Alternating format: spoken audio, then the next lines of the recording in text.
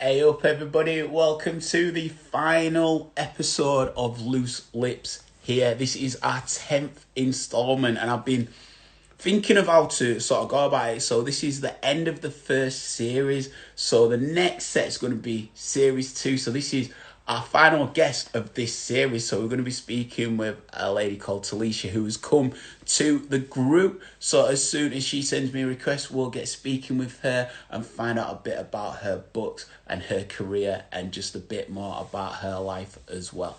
If you're looking to capture any of the previous Loose Lips, then you can do that on our YouTube by going to Pop Cult Chic. Also on IGTV if you put in pop.cult.chic and you can find it there. Talisha, if you just send the request, it should have come up as soon as you logged on. As soon as you send that, I can accept it and then we'll be able to allow technology to connect us. Here we go.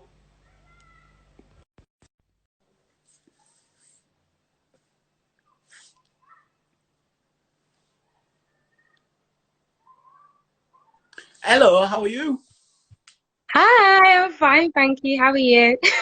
I'm very well. I'm very well. Thank you. Thank you for agreeing to do this. I really wanted to reach out because I had a little nosy on your profile. I was like, you seem properly cool. I'm definitely wanting to chat with you on Oh, this.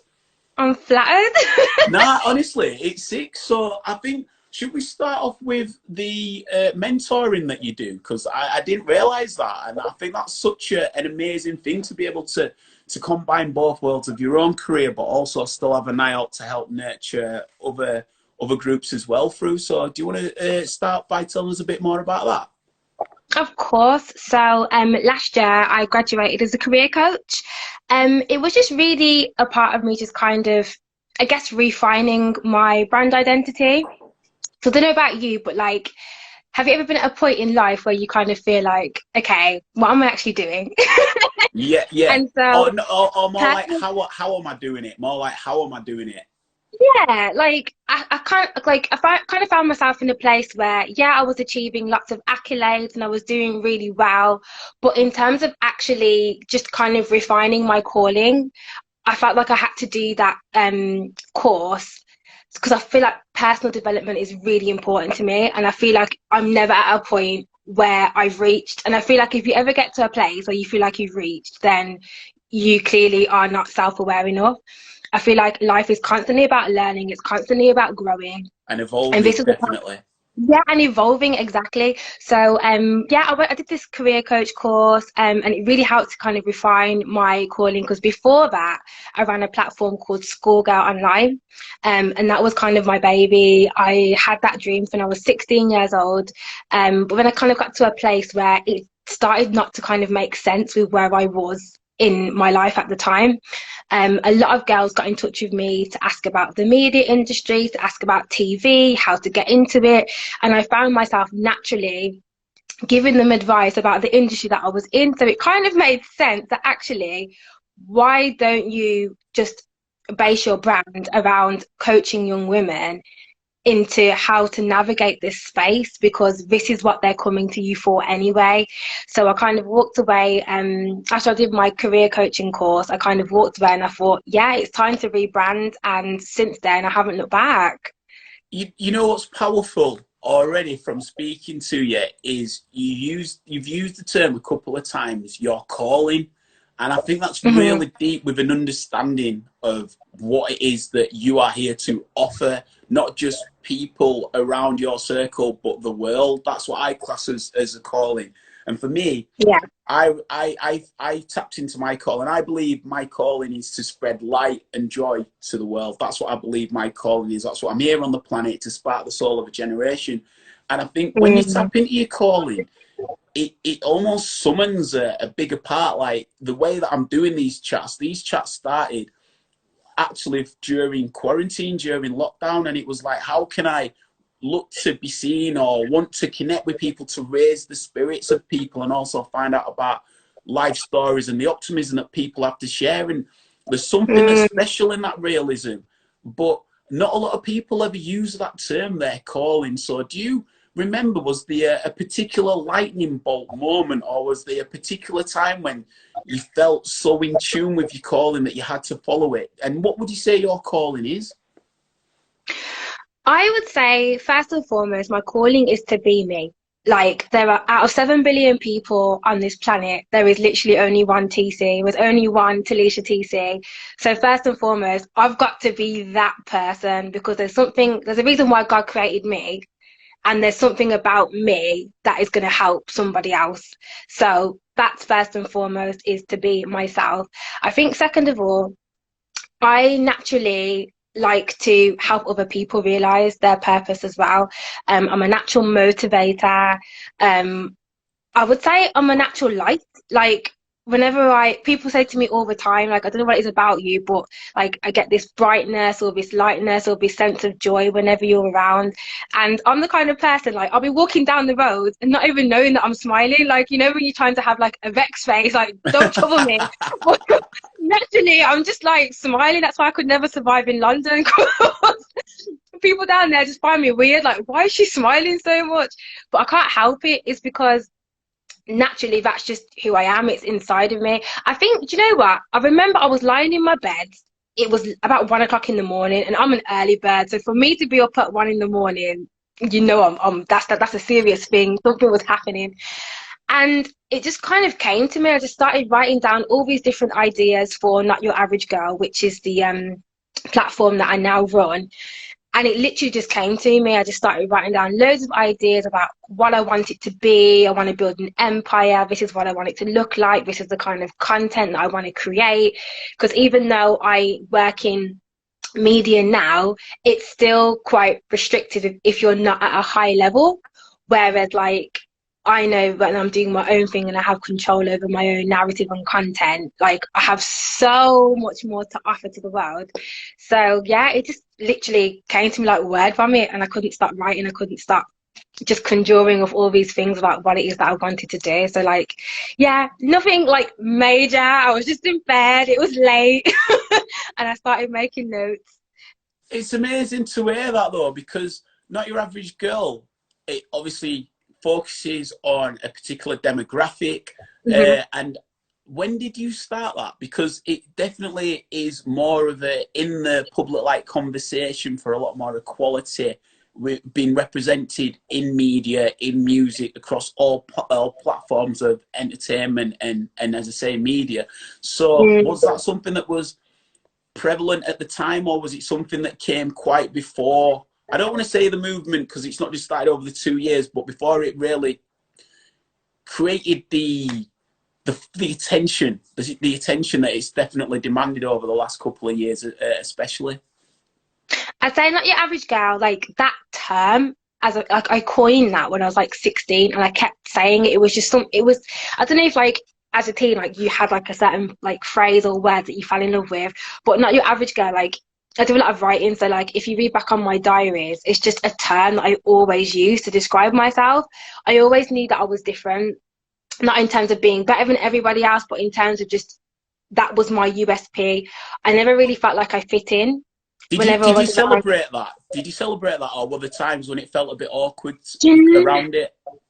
I grew up I grew up very highly sensitive as a child. So I was very tall as a young child. Also, when I was a child, I used to get bullied for having dark skin. So I always kind of felt like the odd one out. I always kind of felt like I didn't really belong in any sort of circle. And I think by the time I got to my teens, it was kind of, I think I'd say around 16, I remember saying to my mom, like, Mom, I want to start this magazine for young women, and I really want to empower them, because I used to read loads of magazines, like Closer, Heat, you name it. I was a proper magazine junkie. But I always found, like, even though those magazines were entertaining, there was nothing stimulating in there that Yeah. said to me, like, look, you can start a business, you can be a boss, you can focus on your health. There was just always stuff about like relationships and appearance, and I just kind of felt like there has to be more elements to young women than this. So Not Your Average Girl was kind of born out of, actually, I want to appeal to those young women who want to just focus on different elements of their life. I'm not saying that beauty and fashion is not important. Of course it is. We all want to look nice. We all want to feel great. However, life is about balance. Your wellness needs to be in check. Spirituality needs to be in check. Mindset needs to be in check. You know what I mean? So I feel like balance was the way of saying, I'm not your average girl. There's different assets and elements to me. I may not be the it girl. I may not be the hot girl, but this is what makes me unique. And it really is about each individual young woman finding their USP that makes them fabulous. Do you know what I mean? So I've kind of just really locked on to that phrase. And yeah, like I said, when I was rebranding Schoolgirl, I just thought, this doesn't really make sense, because not your average girl is what people know me for. They know that I say it, they know that I post about it. So I thought, let's just marry the two together and just allow people to really identify that with me. I think that's key what you're saying. I think that obviously there's a lot of depth and substance that sometimes, you know, fashion and beauty, obviously it plays a part and it is important, but a true connection is when people have the depth of substance, and sometimes it can be a bit futile because people don't really engage with that side of it because it can be easy. Instagram, I love Instagram. I'm not even having a swipe at it, but it's my favorite world of social media because it's looking at the world through sunglass lenses. So you don't know what really is happening in that person's world. Oh, sorry. Exactly. When people get to share a bit of substance, a bit of depth, when you have that, I feel it now in this conversation. Is that, you know, Yeah. when you're stimulated by an invigorating conversation, it just reaches a different area in your soul. It just brings something else alive and makes you feel like anything is possible. So when you created this, is that something that you wanted people to tap into when they came across your material? Absolutely. And it's about saying that you can do both. Like, I feel like we're in a world where people try and put you in a box and categorize you. It's like, oh, she's the fashion influencer, she's the makeup artist, she's smart, but she's not pretty. Like, you can be both. If you want to be the sexy career girl, the sexy businesswoman, you can be both. You don't have to be one or the other. Like, people assume that just because, say, you're a woman in a position of leadership, you have to kind of be an itch, or you have to wear a suit or look less feminine to kind of match up with men in that particular level. And it's like, no, I can be sexy, I can still be a leader, I can still be intelligent. Like, I can be all, I can be it all. Like, I don't have to choose one or be categorized. And I think there are influencers out there, like, for example, Patricia Bright. I think she's a great example of someone who is a great businesswoman. She's also good at fashion. She's also good at beauty. And she has just really cleverly shown that you don't have to be one or the other. And I think that's what it's about, allowing people to realize, like, stop trying to make people force you into a box. Do you find when people reach out to you, are they reaching out more complimentary of what you're putting out, or are they reaching out with more questions about themselves, which you feel, because you saw, or because you're interested in learning more and becoming secure and true to who you are, that you're able to then find answers that then again shine a light on other people? Like, how do you manage the material that you come up with to still be engaging with people who are still seeking that security in themselves? I think it's trial and error. Like, you're never going to be able to cater to everybody, but I feel like rather than approach it from a perspective of trying to cater to the masses, you put out what it, so I see it from the perspective of, what did I need when I was coming into TV? What support was I missing? And I know if I was missing that support, then someone else is definitely going to be missing that support. So I'm basically giving out everything that I didn't have, or I feel I didn't have, mixed in with some of the questions or some of the things that other young women have reached out to me for, because I might think, oh, there's a gap that I didn't think of. So it's kind of creating balance. There's a little bit of filling in the gaps of what I didn't have, mixed with what they actually need now.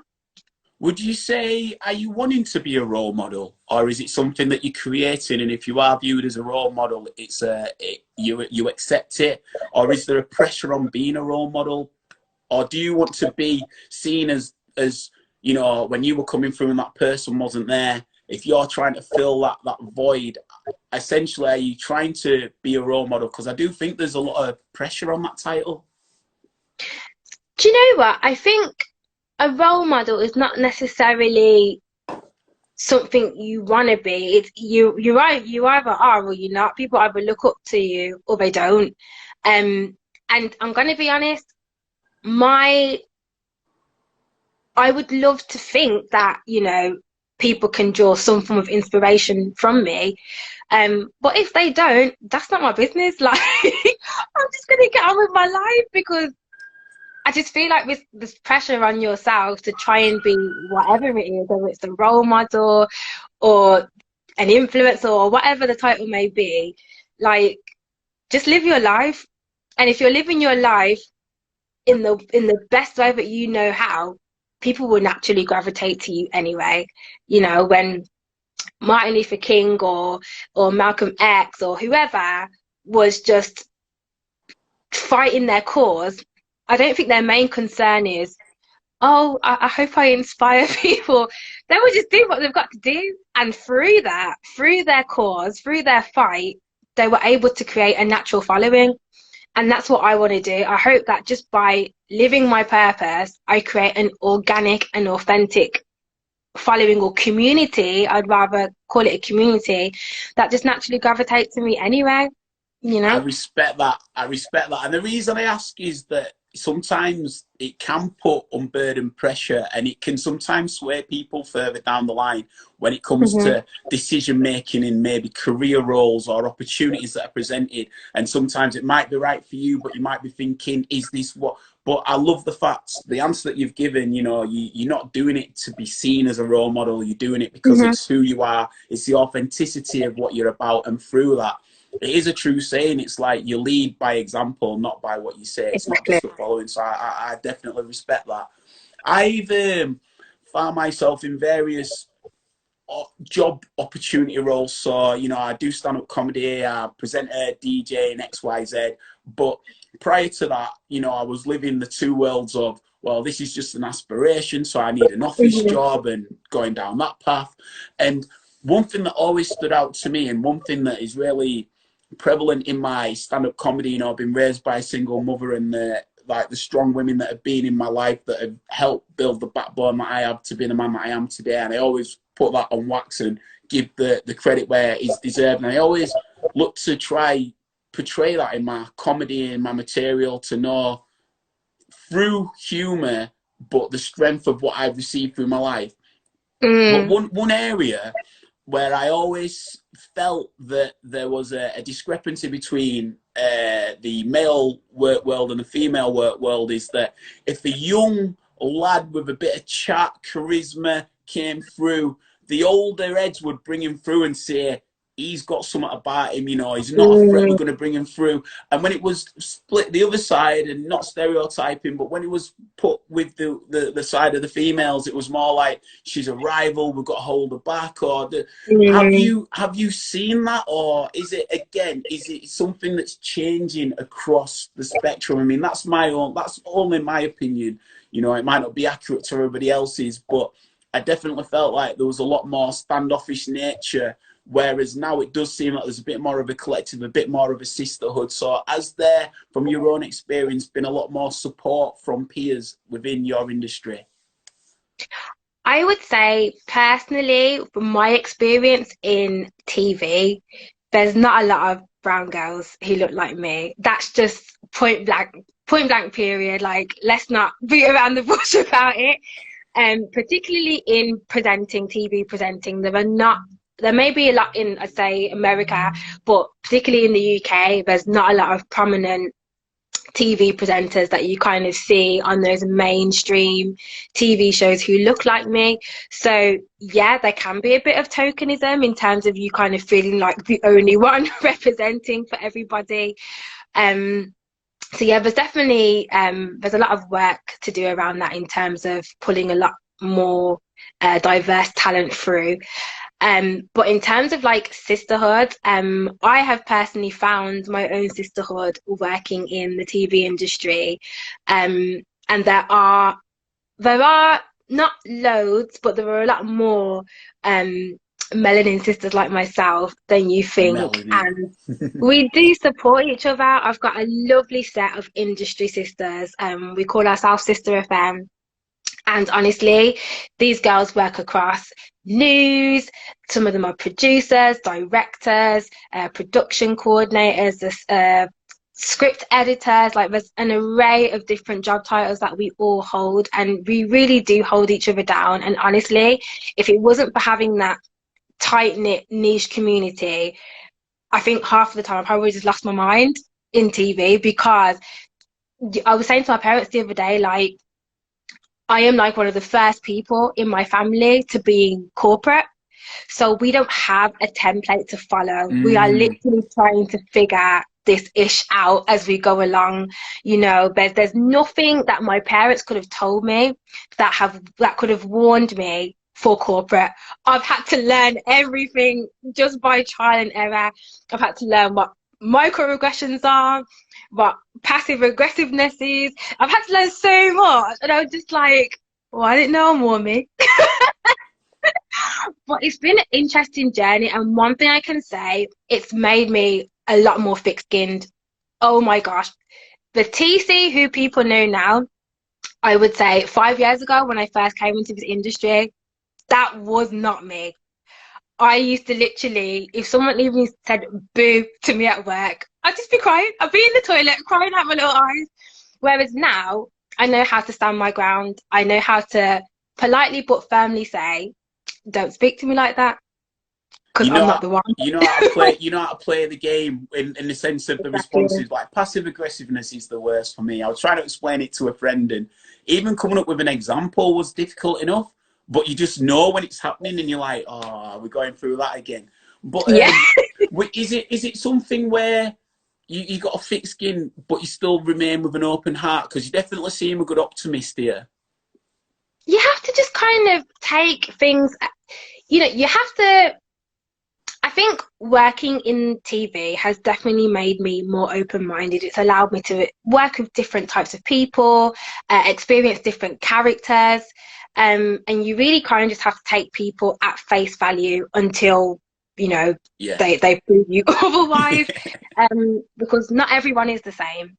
And there's been some phenomenal people who have been key gatekeepers in just opening the door for my next career opportunity.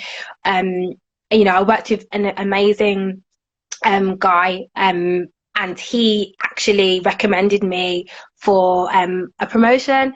So it's just like, there's so many different people, and you just kind of have to be open-minded about it. You can't tarnish every single person, no matter how they look or who they are, with the same brush. You just can't live life like that. It's very tempting because of what you see in the media. The media is very good at kind of building up a lot of anger, especially in our community, to kind of say, oh, this group can't stand us. But you really just have to take individuals for who they are. Where are you from originally? From Birmingham. I could tell. I thought you were. And what are you living in Manchester now then? No. So I used to work in Manchester for 2 years. I worked in children's TV there, but now I'm back in Brum. Okay, fair. So are you still involved with the Beeb? Yeah. So I'm currently at BBC Three. So how are you? So because you've got Media City in Manchester, and then you've got Yeah. London. So are you just commuting back and forth then?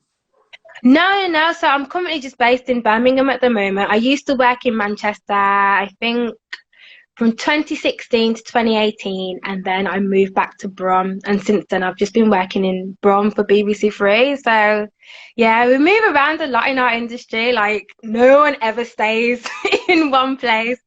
So Really. is BBC Three based in Birmingham then? Yeah, so I we're never based in knew that. Birmingham and we're based in London as well.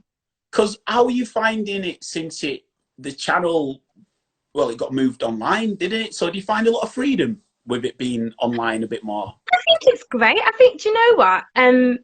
the BBC, Channel 4, whatever channel it is, like they've just had to evolve. You know, Mm. a lot of young people are watching content online, so they kind of had to make that move where, you know, we go where our audience are. There's still a lot of people who enjoy linear TV, but at the end of the day, a lot of our audience, a lot of young people are online now, so it makes sense to go where the audience are. You know, they're watching Netflix, they're watching YouTube.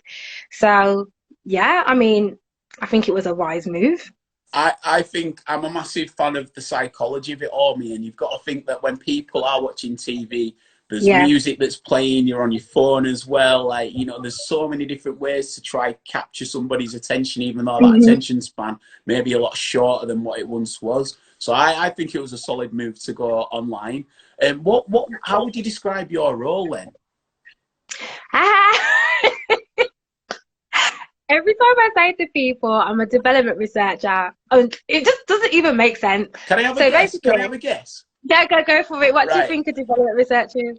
So I guess you scour the internet or you scour culture for people that you think have an ability to then develop, to then create content for the BBC. That is what I would guess a development researcher is. You kind of had some elements in there. So basically, my job is to come up with TV show ideas and online content ideas for BBC Three. That's the best Literally. job ever. The best stuff, thank That's you. better than going out and going, ooh, look, I've just found them. They might be good at that. You're like, well, my cat just tried to chase a fly. That could make 5 minutes of TV, which it really could. I swear, if you're ever short of an idea, just get a cat and a fly, and it's the best screensaver ever. But no, that is such a cool job. That's such a cool job. It is. I mean, not to brag, but I actually feel like I have the coolest job ever. I do. How, It's a privilege.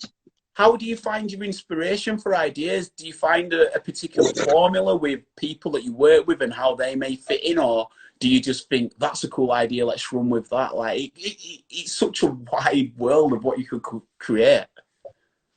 Let me tell you something. TV development is such a niche department in TV, and there is no formula. Absolutely no formula.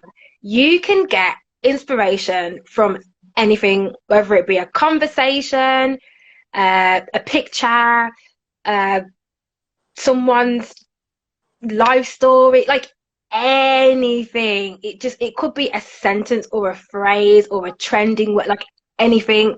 You've got to be so open-minded because the world is your oyster and you cannot afford to be limited. But it is very brain taxing sometimes. Like sometimes you can just have an overflow of different ideas, and then you can kind of just have like dry spells where it's just like can't think of anything.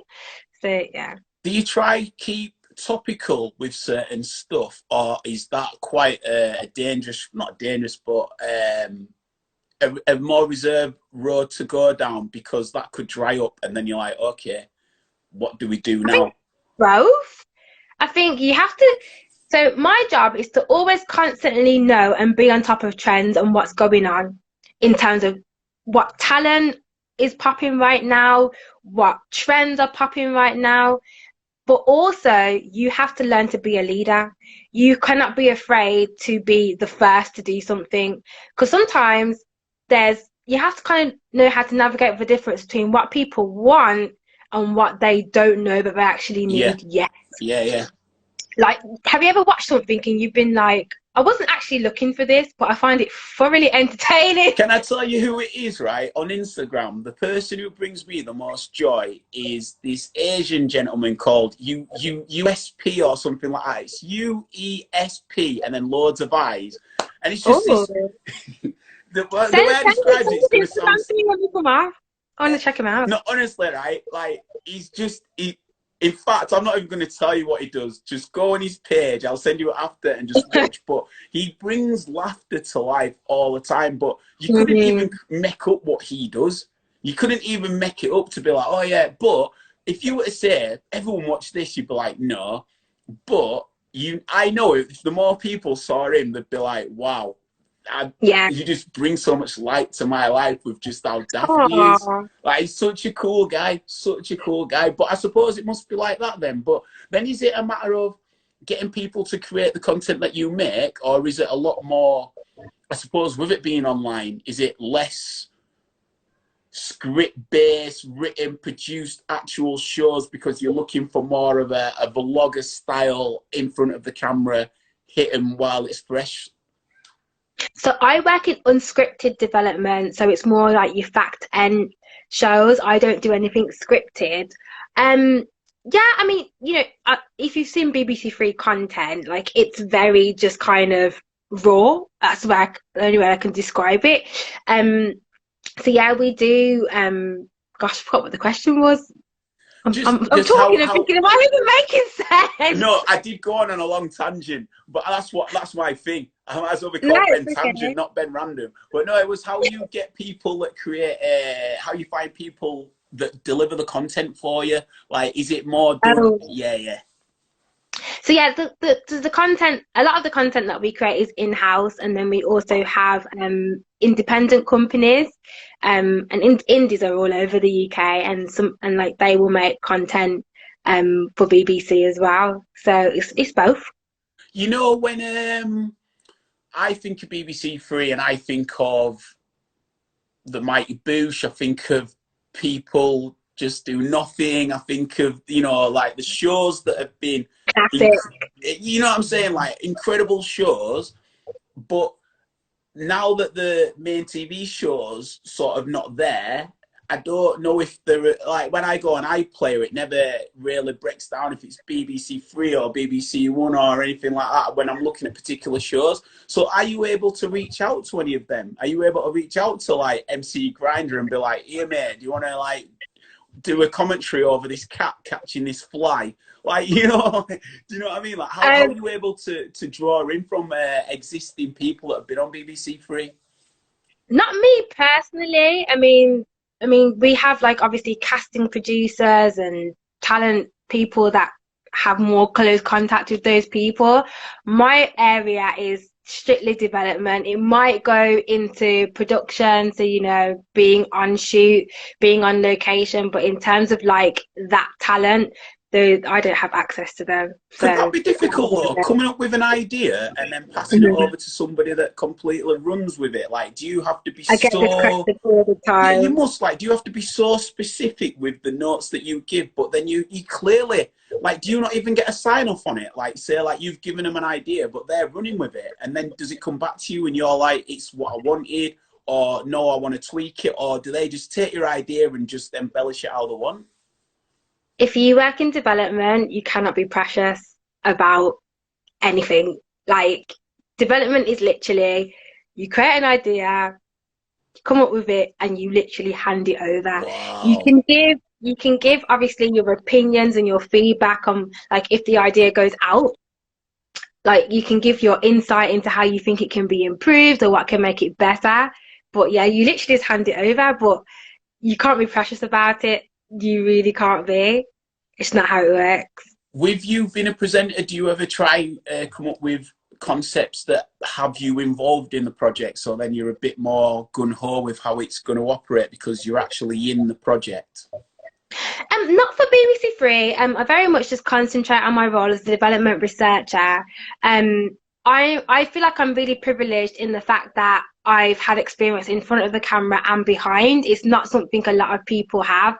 Some people usually do either one or the other.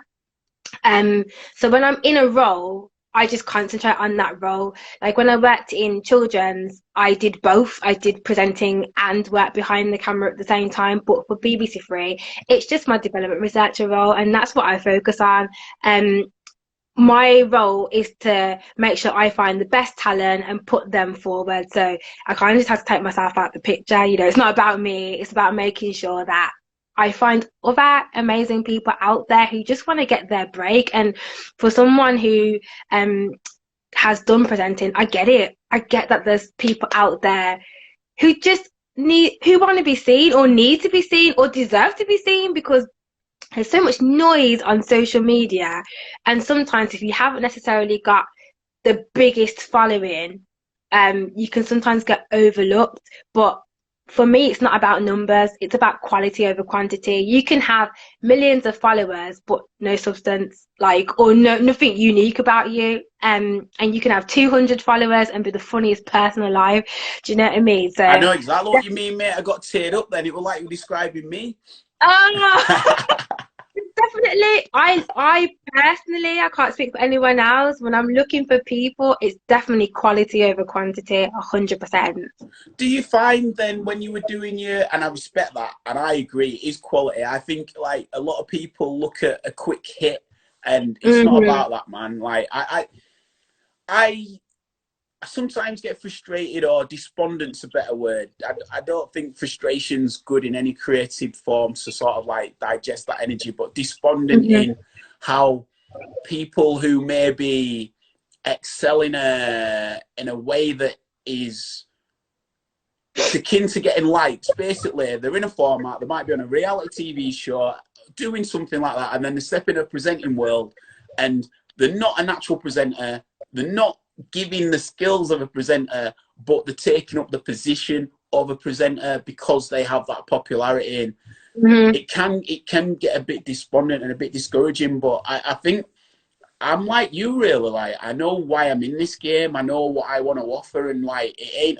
Again, in the chat, a couple of chats before, I said one of my favourite metaphors or quotes is from a philosopher, ancient philosopher called Lao Tzu, and he said that Hmm. if you have a candle and you light another candle, it doesn't mean that yours goes out. So everyone can still like shine. It doesn't, and something like that really like resonates with me, because I do think it's easy for people to go, they've just come off that reality TV show. We'll get them for 6 months, but we'll never see him again. And whereas you could get someone to develop them, and before you know it, you're 3-4 years in. There's a proper solid base there. And I don't know. I just think sometimes people go for the fad rather than the substance. But anyway, that's enough of a rant about that. But No, I hear you 100%. I think it depends at the angle that you're looking at it from.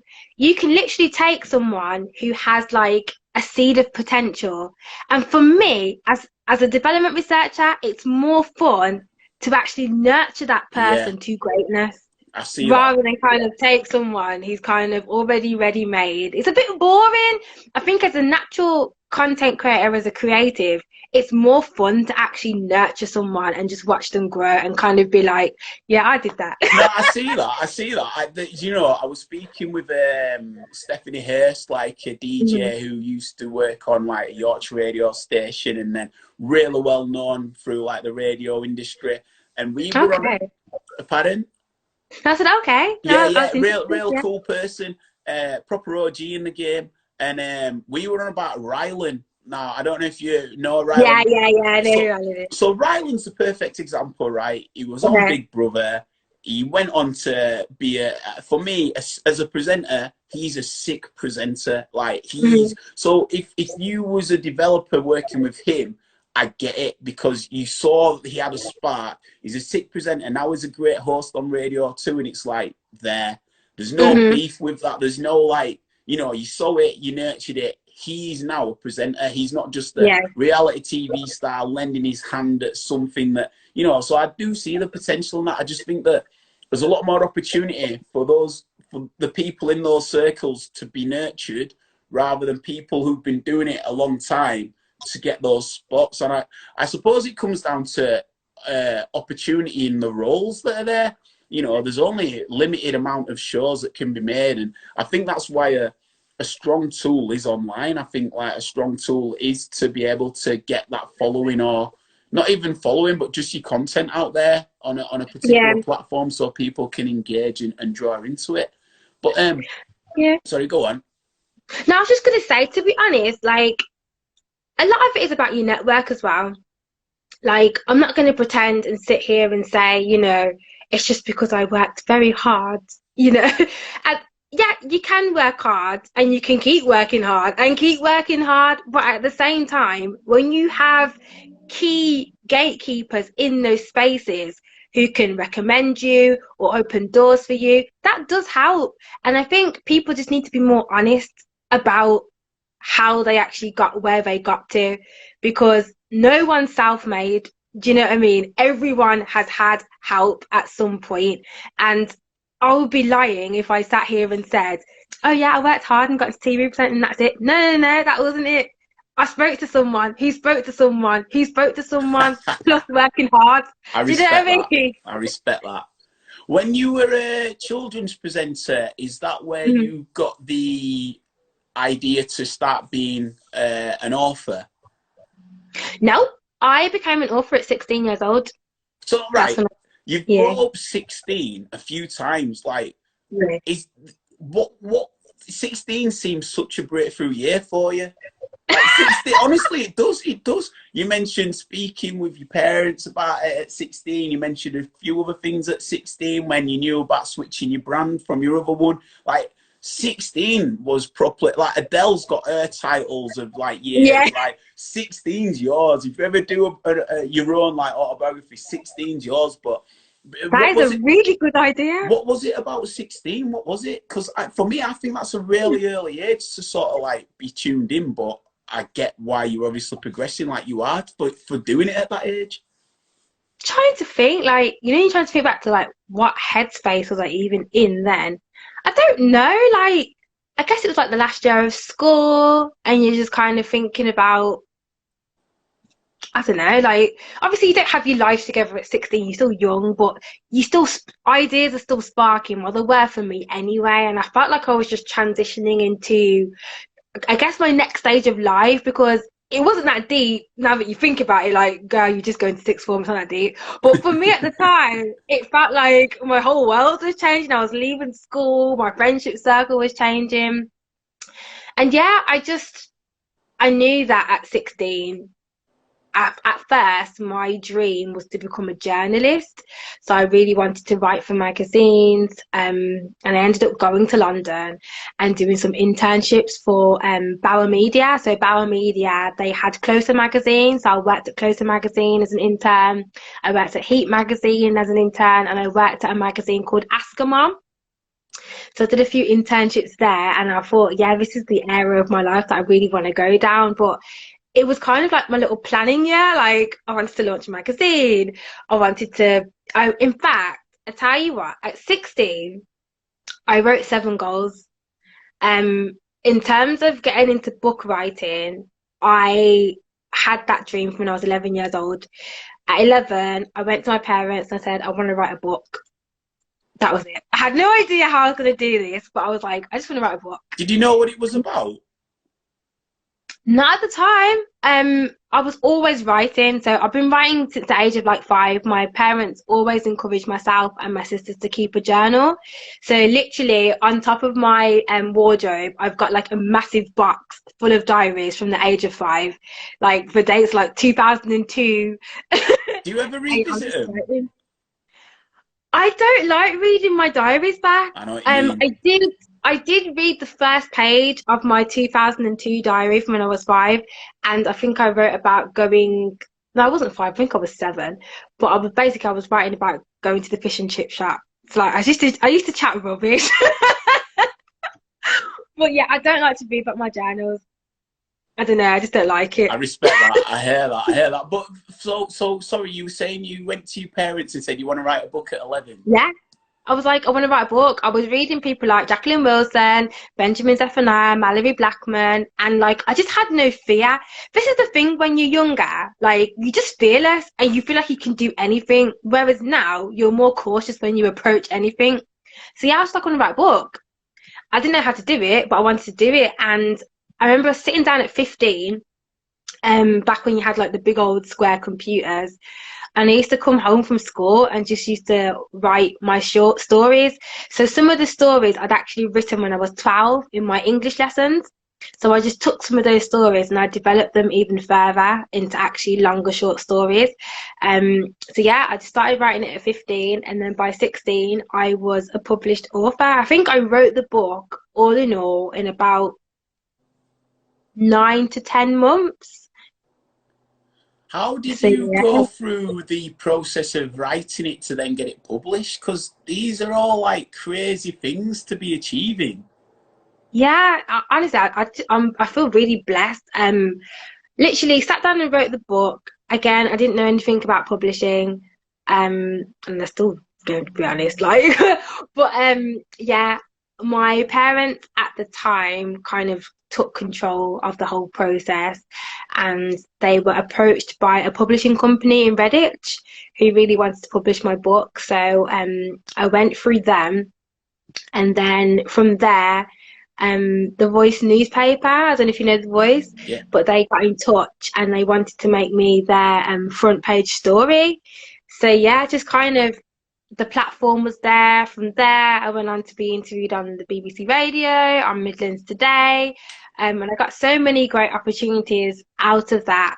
And then last year, I decided to republish it because so many people were asking me about it because it had been discontinued. So I was just like, do you know what? Yeah, now is the time to re-release. And I wanted to switch up the narratives. So I made all the narratives in the book from a female narrative. And I really wanted to kind of point out more diverse characters as well in the book. So it's got a different feel from the first one. But oh my gosh, I cannot believe that. Because at the time when I was 16, I wrote a letter to Benjamin Zephaniah. And I was just like, oh my gosh, like, he's so inspiring, please read my book. And he wrote me back. And then fast forward 10 years, he came into the BBC for like a talk. And I saw him and I was like, I literally showed him a picture of the letter. I was like, remember me? Like, you wrote me a letter when I was 16. And then, yeah, I kept in touch with him. And I sent him a book, and he sent me a testimonial to say that he loved the book. And you have no idea how it feels to have the Benjamin, legendary Benjamin Zephaniah, to say that your book is dope. As far as I'm concerned, everyone else's opinion don't matter now. Gets like, a light that. You can say my book is rubbish, but I can say, but Benjamin Zephaniah said it was great. So. That's How it. you doing? It's sensational. It's sensational. It's like, I mean, is this still a vocation and aspiration that you want to continue with the writing side?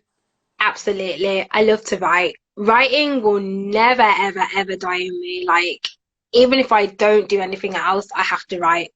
I feel like it's my way, especially like I said to you when I was a child, because I went through so much, I guess I went through an identity crisis in terms of not feeling like I was good enough the way I was because of how people used to attack me with words. So my way to really, I guess, help myself back then when I didn't realize was writing. I used to write everything. Like, I used to write my pain. I used to write how I was feeling. I used to write about, like, because I was anxious. I was a very anxious child going to school. Thinking about going to school made me so anxious. Walking across the playground made me anxious. Like, it was just a very anxious time of my life. And having my journal is like, I was having my best friend. It was a way of me being able to express anything that I was feeling. So I cannot imagine you taking writing away from me. Without getting too deep, is that one of the reasons why maybe you don't want to go back over them books, because it might open a window to where you are, even though it's still a part of you and you acknowledge it, but you've come through that? It's like you don't need to revisit that. Is that one of the reasons? I think kind of. Like you said, I think when you, that's such a good question. Honestly, like, yeah, like sometimes you can move on, but you don't need to revisit Yeah. to be reminded. So, and you know what? Maybe I will get to the stage one day where I'm just like, I can read this. But yeah, I think it would be hard for me looking back now to realize I was so young and to think, gosh, I felt like this at 8. Like, that's quite emotional. Do you know what I mean? So yeah, we'll leave that there for that. I respect that though, because one thing that's coming through is just the depth of maturity that you have, like not just in how you come across and how you're speaking, but the what you've achieved. Like, do you mind me Oh, asking how thank old you are? you. I'm 26. You know what I mean? Like, it's crazy to think of what you've like accomplished so far Thank at a you. point. And even through hearing the hunger and appetite in your voice, I don't even think that you think that you've scratched the surface in where you want to get, which is Mm. just, do you see what I'm saying? Like, it's honestly, it's like enthralling to see where you actually want to take it and Oh, where you thank want you to so progress much. to. It's incredible. Would you like to let people know where they can find a bit more about the books that you've got, a bit more about what they're about? Because I know the children's novel, one of the books actually, I really wanted to give to one of my friends because he was speaking about, like he's raised as a guy, he's got an older sister, but he's never really had a young like female impact in his life, and now he's got a daughter, and it's Oh, like he proper loves his daughter, but certain things that might oh, be said in a school by kids or nurseries, like you've just said you've experienced it. It's like he's always like, I don't know. He knows what to say to assure his daughter yeah, because it's his daughter. But if you've yeah, not been in that situation, sometimes if people have, there's more of a reassurance of, look, yeah. someone's been through it and they can get. So are the stories like related to that, or is the notions of stuff like that in the books? Like what are they about? Yeah. So there's 7 short stories in it. So for example, Snow Black, that was literally born out of a concept of me not seeing representation of princesses who look like me, princesses with afro hair, who were dark skinned. You never really read like narratives. It was always a single narrative of something else, but it certainly wasn't about, a Jamaican princess with afro hair. Like you didn't hear about that. So I really wanted young girls to see, like, look, you're beautiful too. You can be a princess too. Like, it's okay. And then, like, you have other stories in there which touch on mental health. So there's a story called Trapped, and literally the entire story is about what goes on inside of the little girl's mind, but you don't actually realize that until the end.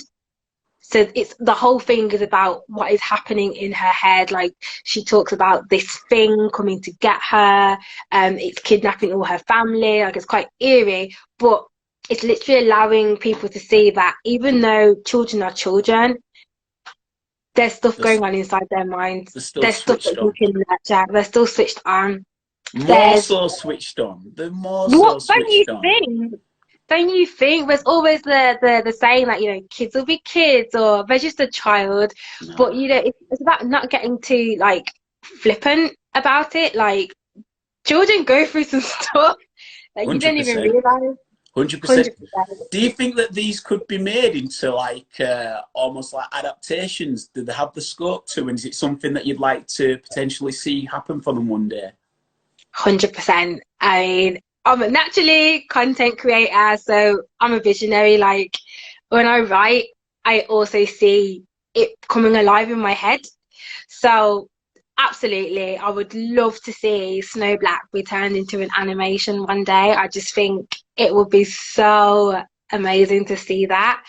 Um, yeah, and I think just putting these narratives out there, I'm hoping it can really help resonate with young girls. I've had so many parents like send me little clips of their daughters reading the book, and honestly, it melts my little heart because I just think I didn't have stories like this when I was little. So it just makes me really happy to know that actually it's helping young girls just enjoy reading and enjoy seeing themselves while they're reading. That's fun. I think that brings us nicely to the end.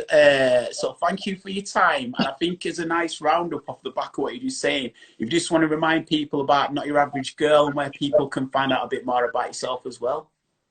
Yes, so if you would like to get your hands on my book, Snow Black was a master of the short stories, it's available on Amazon.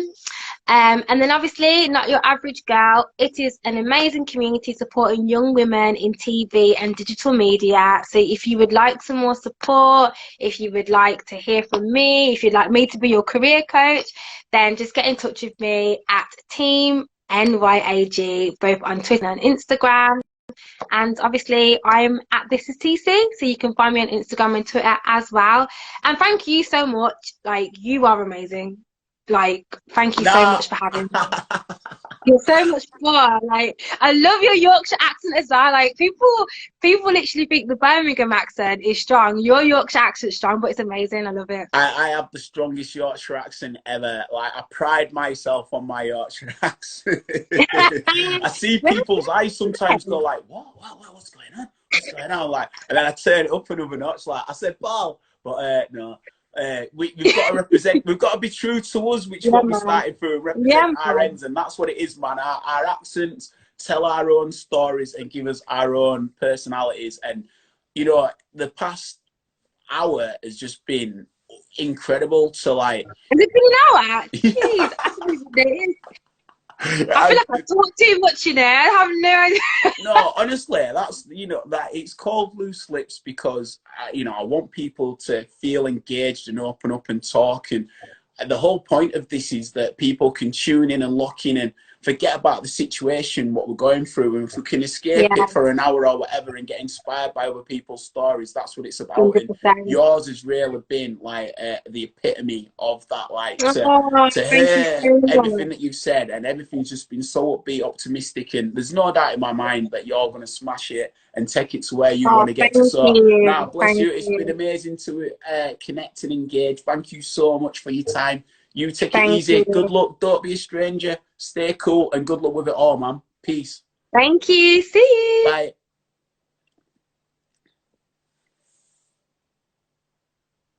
There we are. Talisha there coming through with the absolute fire of facts, man. Just wow.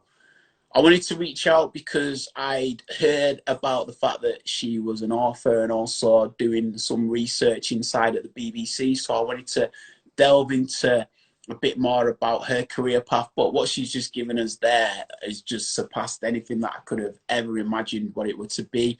And such a uplifting, invigorating spirit and soul, which is again what I want to be able to be getting out of these encounters and these chats. So if you're new to this is Loose Lips. I'm Ben Random. What I do is I speak with a varying selection of people all across different walks of life, getting their life stories, looking to instill optimism and enlightenment through those people who come into contact with them, like yourselves, who's been watching. So thank you, everybody who's stayed tuned and everybody who watches this. If you want to see the back catalogue of all the chats, then you need to go to YouTube and put in Pop Cult Chic, and you can find all the back catalogue there. Likewise, on Instagram, IGTV, put in pop.cult.chic. You can find all our previous chats on there with some incredible people from society doing good things and uplifting the spirits of you and everybody around the planet. I'm Ben Random. I'll be back on Monday with my next set of guests. Peace and light to you and yours.